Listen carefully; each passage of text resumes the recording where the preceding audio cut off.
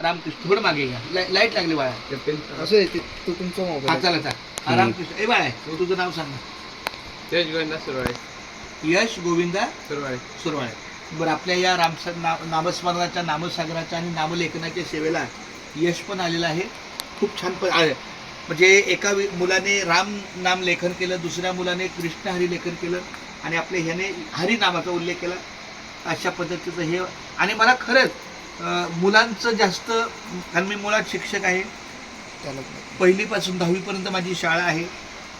त्यामुळे मला मुलांशी जेवढं माझं एकरूप जीवन असतं तेवढं जास्त कोणाशी नसतं. आणि या लाडक्या मुलांनो, तुम्ही मला आधार, नवहिंदवी युगाचे तुम्हीच शिल्पकार आहे. सांगता येतं या मुलांमधूनच उद्याचा भारताचा पंतप्रधान होऊ शकेल, राष्ट्रपती होऊ शकेल, किंवा एखाद्या चांगल्या हुद्द्यावर देशाच्या कार्याला उभा राहील.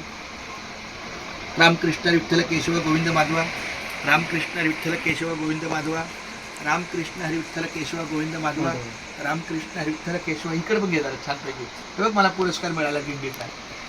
हा दुबईचा पुरस्कार. ठीक आहे, दुबई, मुंबई ते पंढरपूर दिल्ली. हा मला कुठला पुरस्कार भेटला बघ, वारकरी भूषण हा पुरस्कार. माझं नाव हा शेवट. आधी कमेंट्स करा. रामकृष्ण मित्रांनो, चांगली कमेंट करा. रामकृष्ण हरी लिहा. रामकृष्ण हरी विठ्ठल केशव गोविंद माधवा, रामकृष्ण हरी विठ्ठल. आता तुम्ही मला सांगा, मी कसं लिहत असेल इतकं? मला माझं सगळं लिखाण असतं.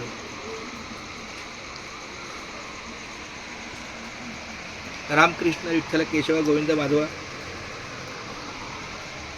आणि 4था व्हिडिओ माझा पण करा, मी लिहित नाही, कारण माझा अजून कुणी असं केला नाही.